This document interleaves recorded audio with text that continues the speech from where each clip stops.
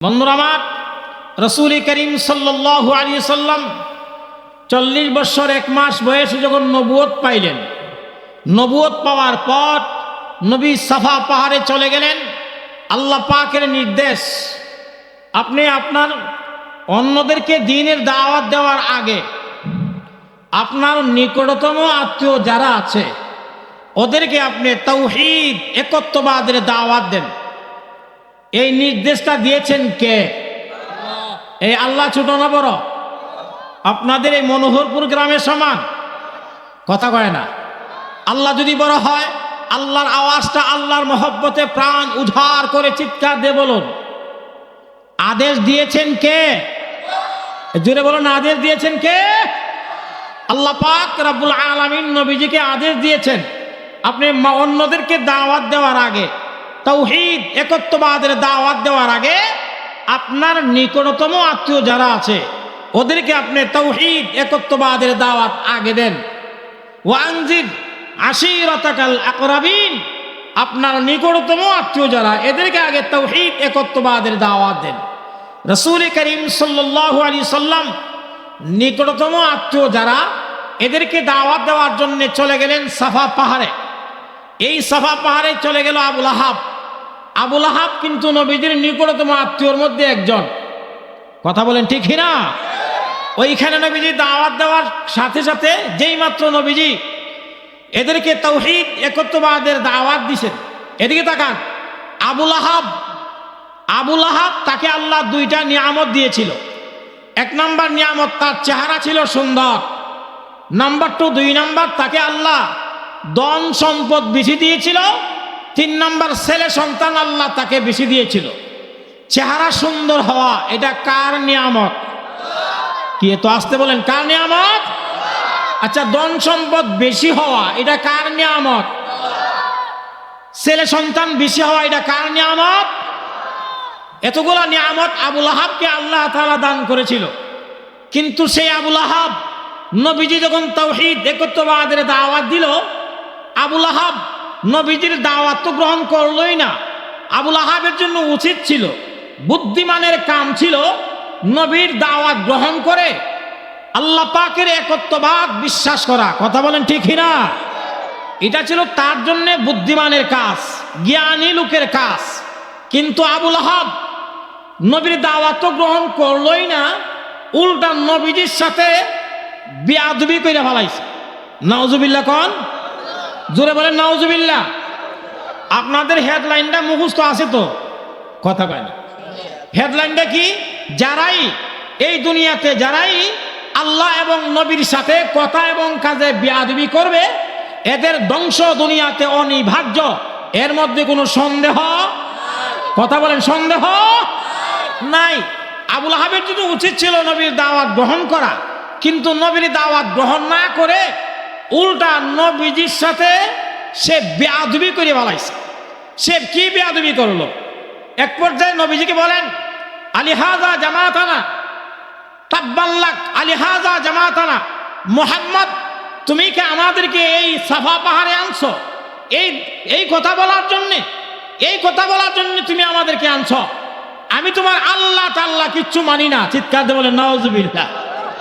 আল্লাহরে কি কয়? আল্লাহ, কথা কয় না। আল্লাহ তাআলা, তোমার আল্লাহ তাআলা কিচ্ছু মানি না। হ্যাঁ, আল্লাহ তাআলা কিছু বিশ্বাস করি না, এইগুলা মানি না। 1 নাম্বার বেয়াদব, আল্লাহর সাথে বেয়াদবি করলো।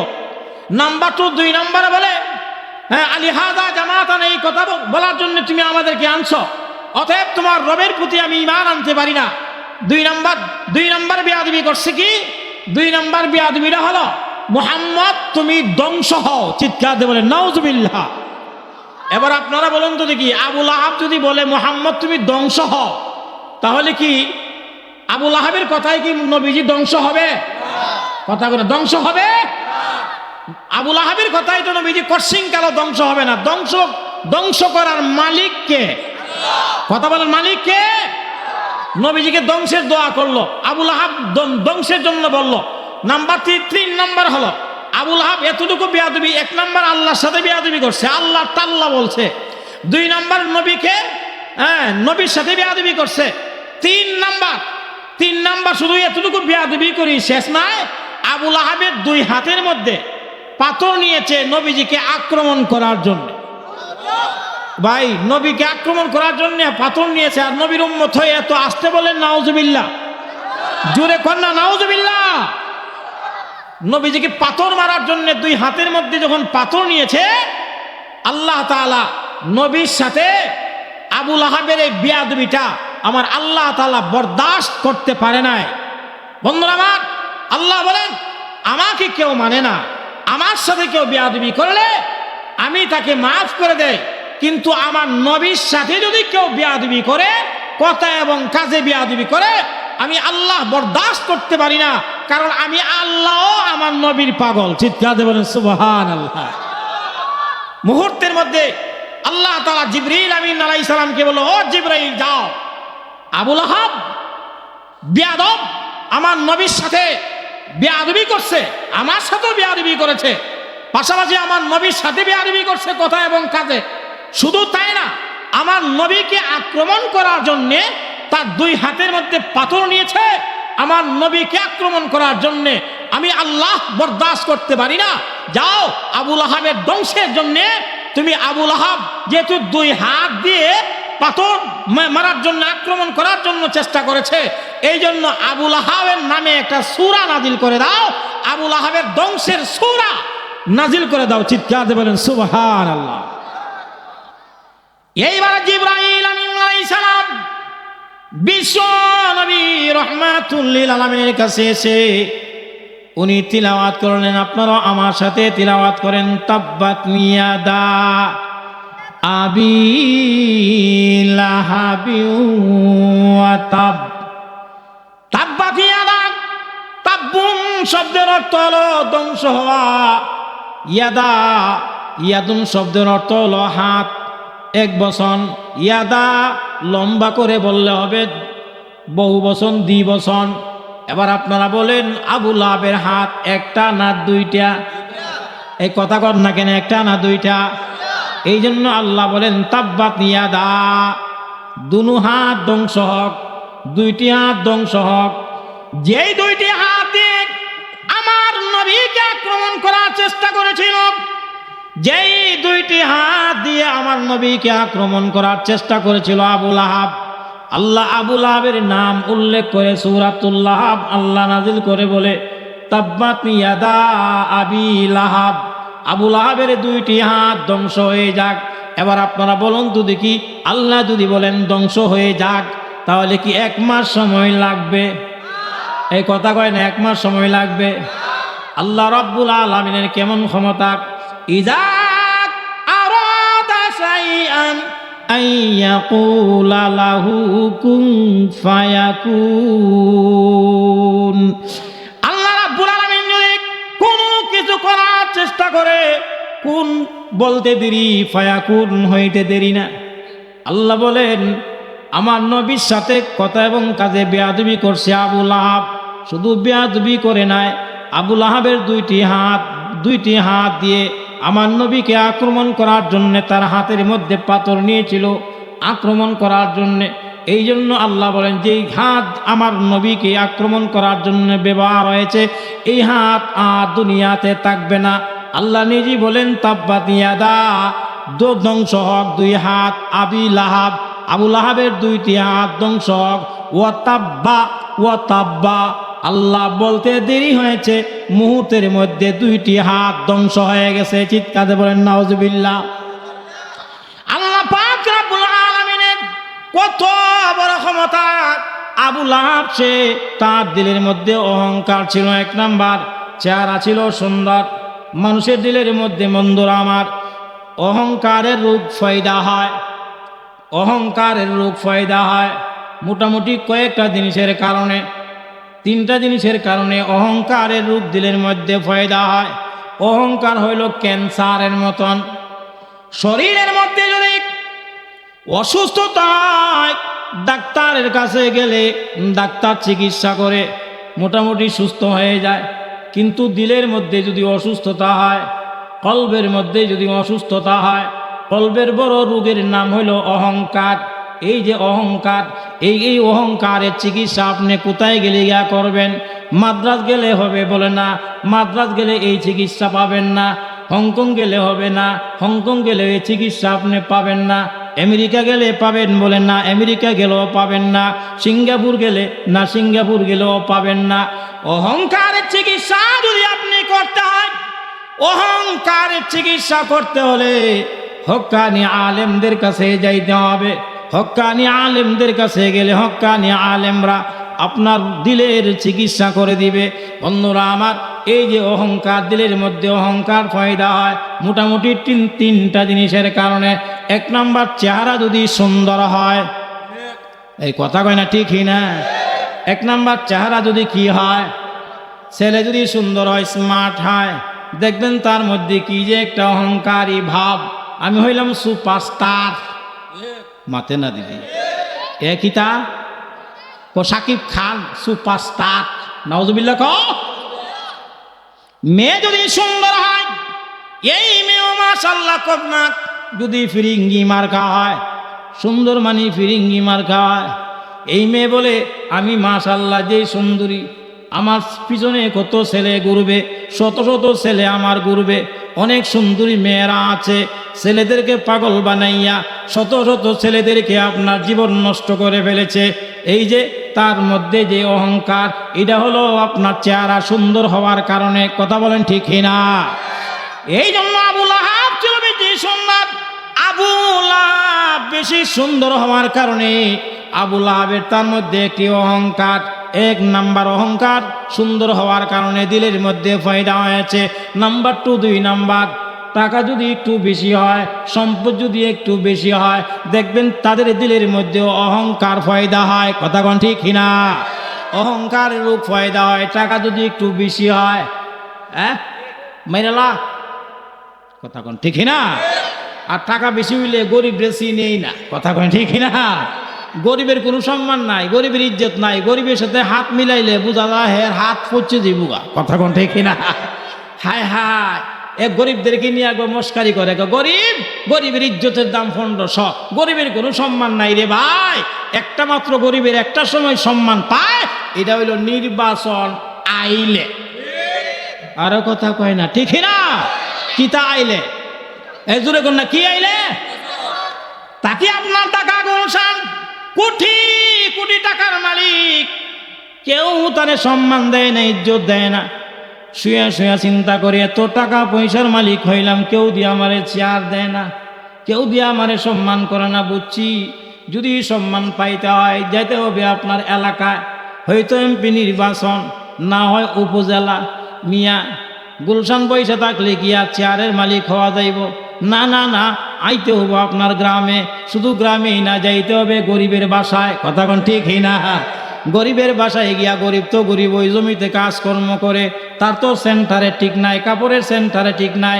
মাশাআল্লাহ এখন তো অনেক জিনিস বাইর হয়েছে, আধুনিক জমানা, অনেক মেশিন টিশিন বাইর হয়েছে।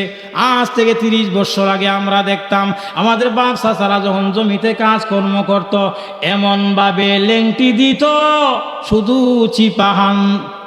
কথা কয় না রে, এই জোরে কয় না ঠিকই না? আর বাকি পুরাটাই সদরঘাট খোলা।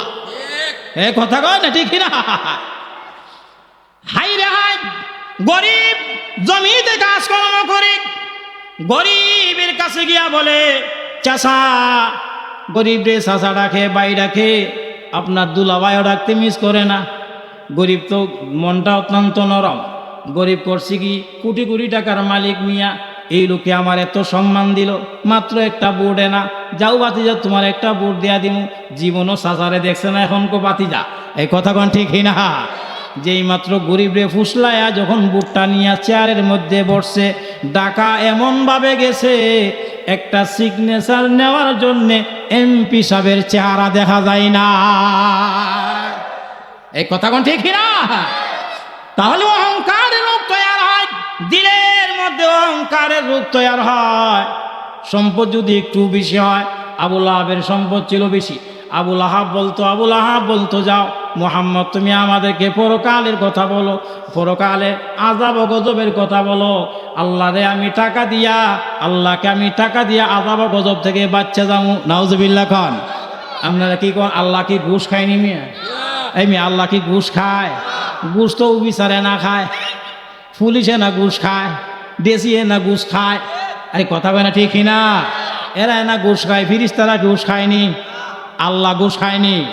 যেই মাত্র অহংকার করে এই কথা বলছিল আল্লাহর আযাব ও গজব থেকে আমার দুনিয়ার ধন সম্পদ দিয়ে আমি মুক্তি পেয়ে যাব, আল্লাহ মুহূর্তের মধ্যে কোরআনের আয়াত নাযিল করে আল্লাহ বলে মা আগনা আনহু মালুহু ওয়া মা কাসাব।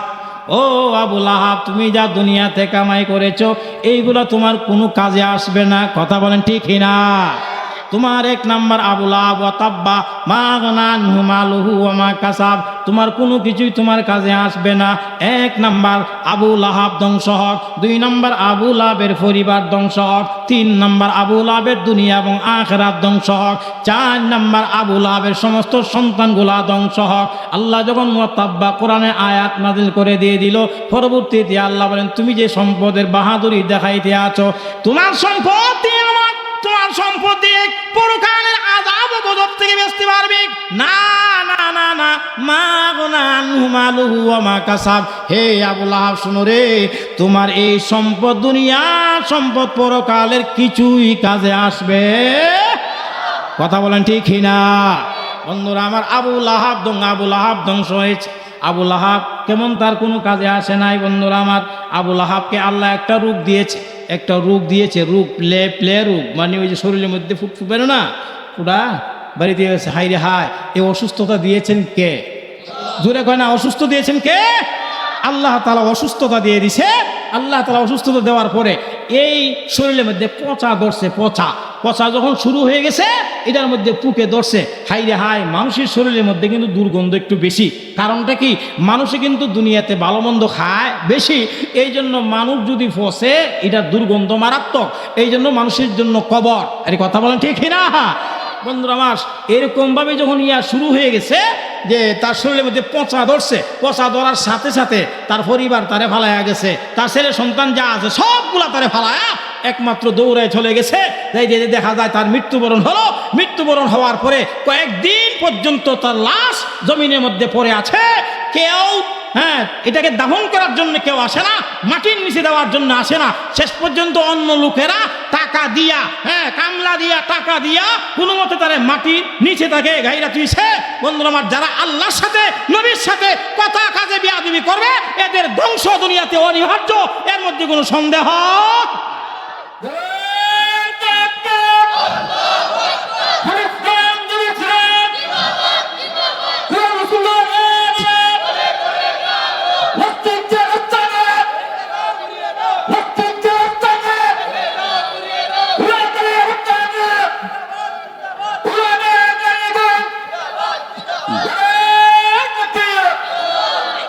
আমি চারটা বিয়াদবের আলোচনা করার জন্য বলছিলাম, একটা বিয়াদবের হালকা কিছু আলোচনা করলাম। নাম, বিয়াদবের নাম আবু লাহাব। বলেন বিয়াদবের নাম, কথা কয় না, বিয়াদবের নাম।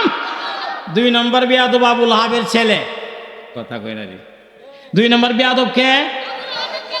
এই মিয়া বাপ কা বেটা। বাপ যদি বিয়াদব হয় তাহলে এই তার ওরস থেকে যেটা দুনিয়াতে আইব এটা আরো বড় বিয়াদব হইব। কথা কয় না ঠিক না? আমরা অনেক সময় বলি না বিয়াদবের ঘরের, তার মানে তুই বিয়াদব, তোর বাপও বিয়াদব। কথা কোন ঠিক না? তো আবু লাহাব ছিল এক বিয়াদব। এর প্রোডাকশনে যারা দুনিয়াতে আইছে, যে সন্তানগুলা দুনিয়াতে আইছে, এটা হইল আরো বড় বিয়াদব। নাউজুবিল্লাহ কও, এটা আরো বড় বিয়াদব। একটার নাম উতবা আর একটার নাম উতাইবা। এই উতবা উতাইবা এরা দুইজনে দুজনেই নবীজির দুই মেয়েকে বিবাহ করেছিল। এটা নবুয়ত পাওয়ার আগের ঘটনা, নবুয়ত পাওয়ার আগে ঘটনা। উল্পেনিয়ার ধন সম্পদ থেকে তোদেরকে বঞ্চিত করব, এমনকি তোদেরকে আমি তেজ্যভূতি করে দিয়ে দিব যদি মুহাম্মদের মেয়েকে তালাক না দেস। আবু লাহাবের ছেলে উতবা উতাইবা, এই দুইটার মধ্যে একটা করছে কি, আমি আগে বলছিলাম, বাবা যদি বিয়াদব হয় তার প্রোডাকশনে যেইগুলো দুনিয়াতে আয়ে এটা হইলে আরো বড় বিয়াদব। কথা কোন ঠিক না? বাবা যেমন বাবা ছিল এক নাম্বার বিয়াদব, এবার বাবা ছিল এক নাম্বার বিয়াদব। আবু লাহাবের ছেলে এটাও ছিল আরো বড় বিয়াদব। বিয়াদবের ঘরের, কথা কয় না, বিয়াদবের ঘরের। আব্বা এটা কি কর, আপনি ধ্বংস হয়ে যাবেন। আর আমরা মুহাম্মদের মেয়েকে নিয়ে ঘর সংসার করবো, এটা তো খরসিংকাল হতে পারে না।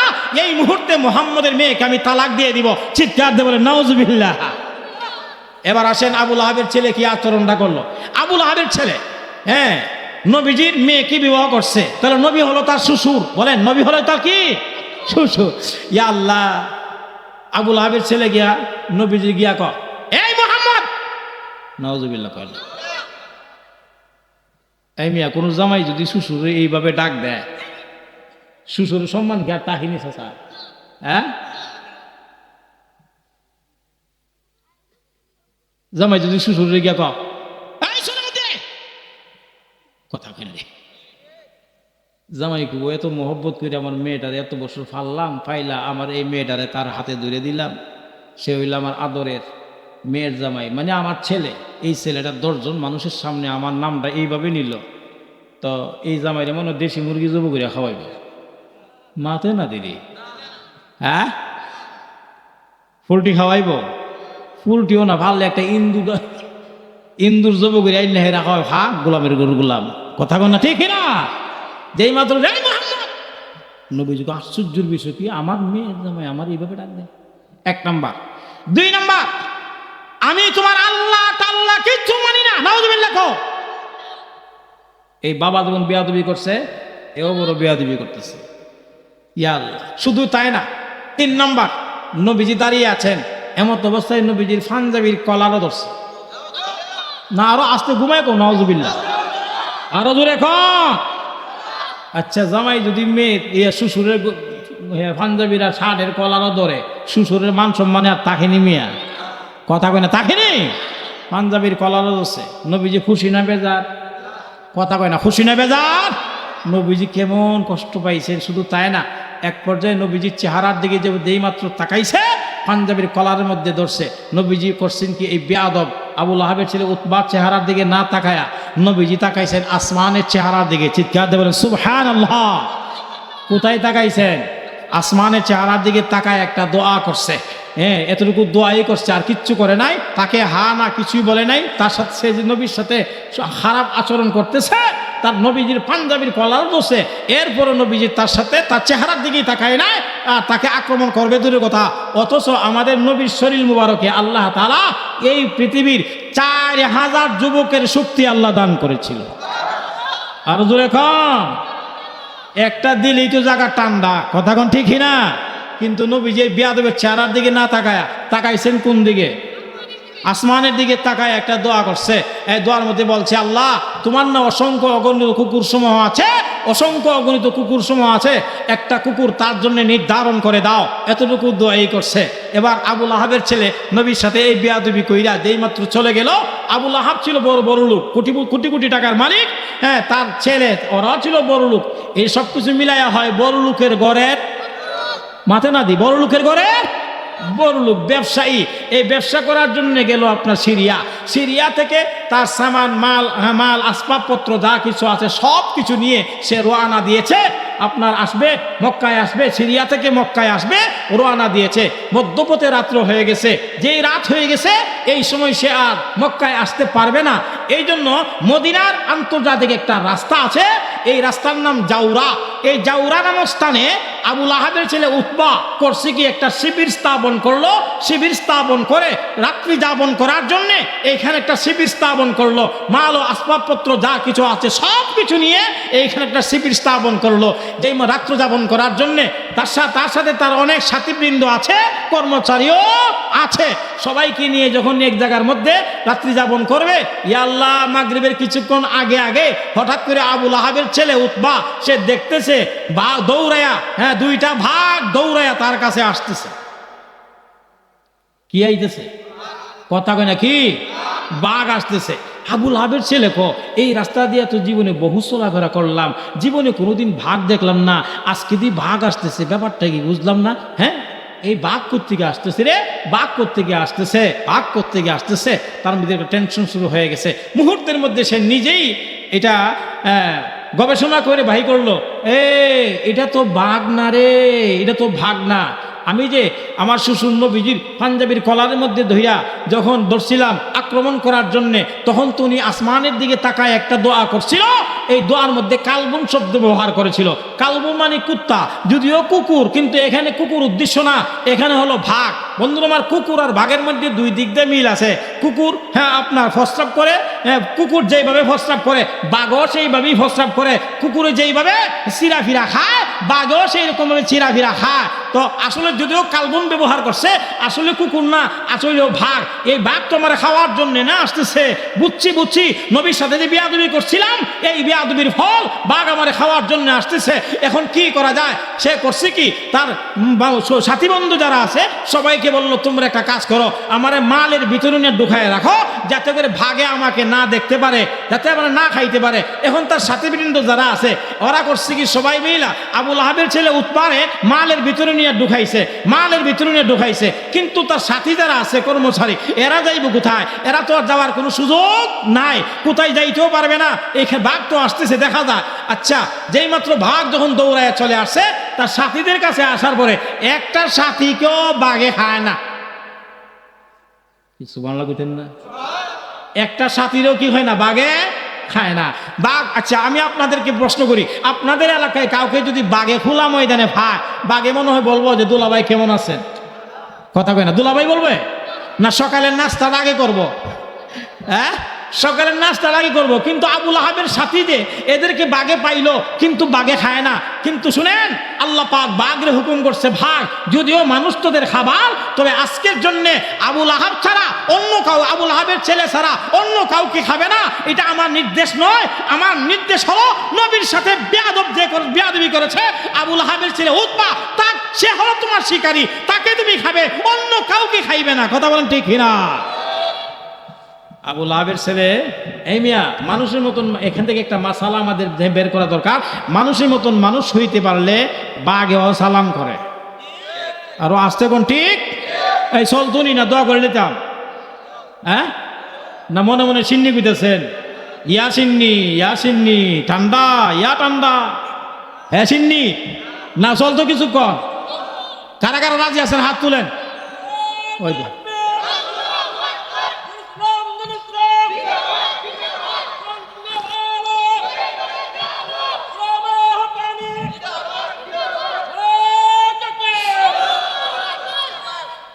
মানুষের মতন মানুষ হইতে পারলে বাঘেও সালাম করে। বলেন বাঘেও শুধু সালাম না, বাঘের খেদমত করে। সুবহানাল্লাহ কইতেন না? হযরত উমরের নাম শুনছেননি? বাড়ি মনে হয় সুনামগঞ্জ সদর। খলিফা উমর, দিকে তাকান। খলিফা উমর ইসলাম গ্রহণ করার আগে খলিফা উমরের কোনো মূল্য ছিল না, ইজ্জত ছিল না, কদর ছিল না। খলিফা উমর এত বুকা আছেন, এত বুকা, মানে আমরা কই বেকল, এমন বেকল, সুজা, লম্বা মানুষ তো, লম্বা মাছ ছিল, সুজা আছে। খলিফা উমর এত বেকল আছিল, হাই রে হাই, উট রাখালি করতো। তো উট রাখালি করতে গিয়া মরুভূমিতে উট রাখালি করতে গেছে, আর উটে প্রস্রাব করে দেয়, ওনার শরীরে প্রস্রাব করে দেয়, পায়খানা করে দেয়। হায় হায়, এই উটের প্রস্রাব পায়খানা এটা পরিষ্কার করে দেয়, ভদ্র সমাজে গিয়ে দাঁড়াই তুইব, এই জ্ঞান খলিফা উমরের মাথাত নাই, এত বোকা। ওনার বাবার নাম খাত্তাব। খাত্তাব কইতো হায় হায়, আমার আল্লাহ এক ছেলে দিছে, এত লম্বা আর এত বুকা, এর শরীরে উঠে প্রস্রাব করে দেয়, পায়খানা করে দেয়, এটাতে পরিষ্কার করে ভদ্র সমাজে যাই তুইব, এই জ্ঞান পর্যন্ত তার মাথাত নাই। হায় হায়। কিন্তু সেই উমর যখন ইসলাম গ্রহণ করছে, ইসলাম গ্রহণ করার পরে শরীয়তের বিধিবিধান মাথা থেকে পা পর্যন্ত ফিট করছে। আল্লাহ পাকের হুকুমে যেই মাত্র শরীয়তের বিধান মাথা থেকে পা পর্যন্ত ফিট করছে, খলিফা উমরের দাম আল্লাহর কাছে এমনভাবে বেড়ে গেছে, ওনার আঙ্গুলের ইশারায় গোটা পৃথিবীটা চলে। আরো আসতে কোন সুবহানাল্লাহ। খলিফা উমর, বন্ধুরা আমার, ফারস্য দেশের পার্লামেন্টে আইন প্রণয়ন হয়েছে। হ্যাঁ, মাননীয় স্পিকারের মাধ্যমে। আইনটা কি? ও খলিফা উমরের মাথা দেহ থেকে বিচ্ছিন্ন করে আমার পার্লামেন্টে যে এনে উপস্থিত করতে পারবে, ফারস্য দেশের অর্ধেক স্থাবর সম্পত্তি তার নামে লিখিতভাবে দেওয়া হবে। নাউজুবিল্লাহ খান। যেই মাত্র ফারস্য দেশের পার্লামেন্টে আইন এরকম হয়ে গেল, তো এক ইহুদি ফালদা দাঁড়ায় গেছে, দাঁড়ায় মাননীয় স্পিকার, আমি পারবো খলিফা উমরের মাথা দেহ থেকে বিচ্ছিন্ন করে আপনার পার্লামেন্টে উপস্থিত করা এটা আমার পক্ষে সম্ভব। কেন? খলিফা উমরের কোনো বঙ্গভবন ছিল না, খলিফা উমরের কোনো রাষ্ট্রীয় ভবন ছিল না, খলিফা উমরের ডাইনে বামে সামনে পিছনে কোনো বাহিনী ছিল না, এমনকি খলিফা উমরের বাড়িওই নাই। কথা কয় না, ঠিক না? উনার আঙ্গুলের ইশারে আধাটা পৃথিবী চলে। হায় হায়, উনার বাড়ি হই নাই। আর আমরা দেশে সুরের গরু সুরারা, হায় হায়, হালকা যদি একটু এমপি হইতো পারে, বাংলাদেশে বাড়ি বানায় না, বেগম পাড়ায় গিয়া বাড়ি বানায়। কথা কন ঠিক না? হায় হায়, খলিফা ওমরের কি নাই? কথা কয় না, কি নাই? মদিনার উক্কাস নামক একটা বাজার, এই বাজার একটা খেজুর বাগান। এই খেজুর বাগানে খলিফা ওমর রাষ্ট্র ক্ষমতা পাওয়ার পর খলিফা ওমর এই বাগানের মধ্যে আপনার আরাম করত 1 ঘন্টা। উনি খলিফা হওয়ার পরে দিন রাত 24 ঘন্টার ভিতরে 23 ঘন্টা জনগণের জন্য দিত, আর নিজের জন্য 1 ঘন্টা। কারণ প্রত্যেকটা মানুষের ঘুম এটা হলো দেহের খোরাক, এই জন্য ঘুমের জন্য 1 ঘন্টা সময় ব্যয় করত। আপনার 11টা থেকে নিয়ে 12টা পর্যন্ত, এই 12টা থেকে 1টা পর্যন্ত এই টাইমে উনি মদিনার উক্কাস নামক বাজার, এই বাজার পাশে খেজুর বাগানে উনি আরাম করতেন। ইয়া আল্লাহ, খলিফাতুল মুসলিমিন হযরত ওমর গেছেন আপনার আরাম করার জন্যে, ওইখান থেকে ইহুদি ফালদা দাঁড়ায় গেছে। কারণ এই ইহুদির দিলের ভিতরে দুনিয়ার সম্পদের মহব্বত বেশি। এই পৃথিবীতে, এদিকে তাকান, এই পৃথিবীতে সবচাইতে দুনিয়ার সম্পদের মহব্বত সবচাইতে ইহুদি সম্প্রদায়ের ভিতরে বেশি। কথা কোন ঠিক না? এই পৃথিবীর মধ্যে যতগুলো বিশৃঙ্খলা বর্তমানে দেখতে পাবেন, প্রত্যেকটা বিশৃঙ্খলার পিছনে সুতা হইল আপনার এই ইহুদিদের হাত। ইহুদিরা হলো মুসলমানদের চিরশত্রু, ইহুদিরা হলো মুসলমানদের চিরশত্রু। কথা বলেন ঠিক না? আল্লাহ কোরআনে বলছেন, লা তাত্তাখিযুল ইয়াহুদা ওয়ান নাসারা আউলিয়া, হে দুনিয়ার বান্দারা, তোমরা ইহুদি এবং নাসারা এই দুইটা সম্প্রদায়কে তোমরা কশৃঙ্খলা বন্ধু হিসেবে গ্রহণ করবে না। এরা তোমাদের চিরদিনের জন্যই দুশমন। এই কথা কোন ঠিক না? এবার ইহুদি ফালদা দাঁড়ায় গেছে, গো মাননীয় স্পিকার, আমি পারবো খলিফা ওমরের মাথা দেহ থেকে বিচ্ছিন্ন করে আপনার পার্লামেন্টে উপস্থিত করা, এটা আমার পক্ষে সম্ভব। কিন্তু অসম্ভব লাগতেছে। আপনি যে বলছেন পারস্য দেশের অর্ধেক সম্পত্তি, স্থাবর সম্পত্তি আমাকে লিখিতভাবে দিবেন, এটা আমার বিশ্বাস হইতেছে না। আমার কথা কি আপনারা বুঝেন? এই কথা করে বুঝেন? এই জিনিসটা আমার বুঝে আসতেছে না। বাকি যা আছে সবকিছু আমার বুঝে আসতেছে। এই তোমার যদি বিশ্বাস না হয়, এদিকে আসো, দলিল দিয়ে দিয়েছে, দলিল এই নাও। যদি খলিফা ওমরের মাথা আনতে পারো তাহলে নাও, তোমার দলিল দিয়ে দিলাম। ইহুদি করছে কি, 1 হাতে দলিল আর 1 হাতে তলোয়ার, রওনা দিচ্ছে খলিফা ওমরের মাথা আনার জন্যে। এদিকে তাকান, খলিফা ওমর রাদিয়াল্লাহু তাআলা আনহু ওই খেজুর বাগানে উনি নাক ডাইখা ঘুমায়। কদম যেই মাত্র দিছে, দেওয়ার পরেই এই ইহুদি তার চোখের সামনে আল্লাহ 2টা দৃশ্য আল্লাহ দইরা তুলছেন। দৃশ্য কি? সে দেখতে আছে ঘুমন্ত উমরের পা তালখার মধ্যে 2টা ভাগ, রয়্যাল বেঙ্গল টাইগার ভাগ ঘুমন্ত উমরের পায়ের তালখার মধ্যে বাঘের জিহ্বা দিয়ে চাচতেছে আর খেদমত করতেছে। আর জোরে গন্না সুবহানাল্লাহ। ওনার দেহের জন্য আকাশের কিরণ কষ্টদায়ক হবে, এই জন্য জাতি সাফ, ফানু সাফ, আলোক সাফ। হ্যাঁ, খলিফা উমরের মাথা বরাবর ছায়া দিতে আছে। জোরে কন্যা সুবহানাল্লাহ। এই মিয়া, আমরা দেশের রাষ্ট্রপ্রধান যারা, এরারে বাঘে ছাইসা দিবনি? কথা কয় না? কেন? এরা না রাষ্ট্রপ্রধান? আমরা দেশের রাষ্ট্রপ্রধান কুত্তই মানে না মিয়া। কথা কন ঠিক না?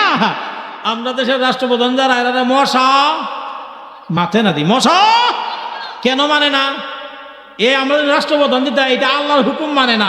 এই জন্য মশা তুই আল্লাহর হুকুম মানুষ না, আমি তোর কথা মানতাম নি। কথা কোন ঠিক না? আমরা দেশের রাষ্ট্রপ্রধান আল্লাহর হুকুম মানে না, এই জন্য কুত্তাও মানে না। কুত্তা কয় তোরে আমি মানতাম, তোর কথা শুনতাম, তুই আল্লাহর কথা শুনোস না। মুয়াজ্জিনে 5 বার ডাকে, হাইয়া আলাস সালাহ, হাইয়া আলাল ফালাহ। তোর বাড়ি মসজিদের আঙ্গিনায়, তোর বাড়ি মসজিদের কাছে, মুয়াজ্জিনে বারবার ডাকতেছে। মুয়াজ্জিনের ডাকে তুই সাড়া না দিয়া তুই ওই দিকে চলে যাস, সিগারেট খায় চলে যাস, মোবাইল দিকে চলে যাস, মসজিদে যাস না, নামাজ পড়স না, তুই আল্লাহর হুকুম মানুষ না। আমি কুত্তা তোর কথা মানতাম, তোর সিংকেলে তোরা মানতাম না। কথা কোন ঠিক না? সে যদি আল্লাহর হুকুম মানতো, কুকুরও তারা মান লইলে। কথা বল। হায় হায়। তো দর্শক বলতেছিলাম যে এই কথাটা, খলিফা উমর ওনার 2টা পায়ের মধ্যে বাঘ তার জিহ্বা দিয়ে চাচতেছে এবং সাপ তার ছায়া দিতে আছে। যেই মাত্র এই দৃশ্য দেখছে খলিফা ইহুদি খলিফা উমর রে কি হত্যা করব, হে জান বাঁচানি এখন ফরজ। কি কথা কয় না, ঠিক না? আচ্ছা আমি আপনাদেরকে একটা কথা বলি, আপনার 10 হাত ধরে যদি একটা বাঘ থাকে, আপনি কি দৌড় দিয়ে বাঘের কাছ থেকে এগিয়ে যাইতে পারবেন? এরকম পালোয়ান কি সুনামগঞ্জ কেউ আছে? বাঘের সাথে দৌড় দিয়ে কেউ যাওয়া যাইব? যেই মাত্র বাঘ দেখছে, বাঘেও মাশাল্লাহ জিহ্বা দিয়ে চাষে আর বড় বড় চোখ দিয়া, কথা কয় না রে, বড় বড় চোখ দিয়া যখন হেদিকে চায়, জায়গা তুই শেষ। কথা কোন ঠিক না? বাঘ চায়, ইয়া আল্লাহ, আল্লাহু আকবার। বাঘ এরকম ভাবে তাকাইতে আছে, বাঘ তাকায় কিন্তু তারা খায় না, বাঘ তাকায় আর খায় না। হঠাৎ করে আল্লাহ তাআলা বাঘের জবান খুইলা দিছে। আর জোরে কয় না সুবহানাল্লাহ। এইবার জঙ্গলের বাঘ ইহুদির দিকে তাকায় বলে, হে ইহুদি, তুই তো হলে খলিফা উমরের দুশমন, আর আমরা হলাম খলিফা উমরের খাদেম। আর জোরে কয় না সুবহানাল্লাহ। আমরা হইলাম খলিফা উমরের খাদেম, তুই হলে খলিফা উমরের দুশমন। অতএব তোকে খাইতে গেলে আমার 2 মিনিট সময় লাগবে না, তোকে খাইতে গেলে আমার 2 মিনিট সময় লাগবে না। তোকে খাইতে গেলে যেই সময়টা আমার নষ্ট হবে, আমার জীবনে এই সময়টা আমি আর পাবো না, সুযোগ আমি আর পাবো না। খলিফা উমরের খেদমত থেকে আমি বঞ্চিত হয়ে যাব, খলিফা উমরের খেদমত থেকে আমি বঞ্চিত হয়ে যাব। ওরে ইহুদি, তুই যদি বাঁচতে যাস রে ইহুদি, ইহুদি তাড়াতাড়ি অন্যত্র চলে যা, অন্যথায় তোকে আমি খেয়ে ফেলবো। বন্ধুরা আমার, এবার ইহুদি তার তলোয়ার এবং কাগজপত্র যা কিছু আছে সব কিছু ফালায়া দৌড় দিয়েছে মসজিদ নবীর বারান্দায়। উস্কু খুস্কু চেহারা, ক্ষুধার্ত চেহারা, 2টা টুট শুকিয়ে গেছে, 2টা টুট শুকিয়ে গেছে, পেট পিঠের সাথে লেগে গেছে, তার চুলগুলো এলোমেলো, উস্কু খুস্কু চেহারা, ক্ষুধার্ত চেহারা। ওই দিক থেকে মুয়াজ্জিন আযান দিল। খলিফা ওমর রাদিয়াল্লাহু তাআলা আনহুর ঘুমটা ভাঙছে। খলিফাতুল মুসলিমিন হযরত ওমর রাদিয়াল্লাহু তাআলা আনহু যেই মাত্র মসজিদের নববীর বারান্দায় গিয়া পাটা রাখছে, পা রাইখা যখন মসজিদের মধ্যে ঢুকছে, মুহূর্তের মধ্যে যুবক ইহুদি খলিফা ওমরের 2টা পার মধ্যে গিয়া জড়ায়া ধরছে। আল্লাহু আকবার। হযরত ওমর যুবককে ডাক দিয়া বলে, ওরে যুবক, তোমার বাড়ি কোথায়? কোথায় থেকে তুমি আসো? কি তোমার পরিচয়? তোমার দিয়ে উস্কু খুস্কু চেহারা, ক্ষুধার্ত চেহারা, তোমার 2টা টুট শুকিয়ে গেছে, ব্যাপারটা বুঝলাম না, তোমার এই অবস্থা কেন? এবার ইহুদি ডাক দিয়া বলে, ওমর, আপনি তো আমাকে চেনেন না, আমার পরিচয় আপনি জানেন না। ফারস্যদের পার্লামেন্টে আইন প্রণয়ন হয়েছিল, মাননীয় স্পিকারের মাধ্যমে আপনার দেহ থেকে মাথা বিচ্ছিন্ন করে পার্লামেন্টে নিতে পারলে ফারস্যদের অর্ধেক সম্পত্তি আমার নামে লিখিত আমার নামে দেওয়া হবে, এমনকি দলিলপত্র পর্যন্ত দিয়েছে। আমি সম্পদের লোভে আপনাকে হত্যা করার জন্য এক হাতে দলিল আর এক হাতে তলোয়ার নিয়ে আমি আসছিলাম আপনাকে হত্যা করার জন্য। কিছুক্ষণ আগে আপনি ওই যে জঙ্গলের মধ্যে, ওই বাগানের মধ্যে আপনি আরাম করতেছিলেন, আপনার মধ্যে আর আমার মধ্যে মাত্র 12 হাত ডিফারেন্স ছিল। 12 হাত জায়গা অতিক্রম করে সামনে যাইতে পারলে আমি আপনাকে হত্যা করতে পারতাম। আপনাকে হত্যা করার জন্য যেই মাত্র একটা কদম আমি সামনে দিয়েছি, মুহূর্তের মধ্যে আমার চোখের সামনে 2টা দৃশ্য ভেসে গেল। আমি দেখতে আছি 2টি ভাগ রয়্যাল বেঙ্গল টাইগার আপনার 2টা পা তালখার মধ্যে এদের জিহ্বা দিয়ে চাচতে আছে, খেদমত করতে আছে। আপনার দেহের জন্য আকাশের কিরণ কষ্টদায়ক হবে, এই জন্য জাতি সাপ আপনার মাথা বরাবর ছায়া দিতে আছে। এরে ওমর, আপনি যে মুসলমানদের খলিফা, এর মধ্যে কোনো সন্দেহ নাই গো ওমর, আপনি আমার এই মুহূর্তে কালিমা পড়াইয়া এখনই মুসলমান বানায়া দেন। মানুষের মতন মানুষ হইতে পারলে বাঘেও, এই কথা কোন ঠিক না? আবু লাহাবের ছেলের কথা বলতেছিলাম, স্মরণ আসেনি আপনাদের? আবু লাহাবের ছেলে মালের ভিতর থেকে যখন দেখলো যে তার একটা খাদেমকেও বাঘে খায় না, আবু লাহাবের ছেলে মুস্কি মুস্কি হাসে আর কয়, এটা বাঘ না ছাগল? নাউজুবিল্লাহ, এটা বাঘ না ছাগল? বাঘ তো মানুষ ফেলে খাতির করে না, কিন্তু এটা কিতা, এটা দিয়ে আমরা এর খাইতে পারে না, এর দিয়ে আমরা খাইতে পারে না। আপনারা কি কন, তারা খাইবার লেগে আল্লাহ পাঠাইছে?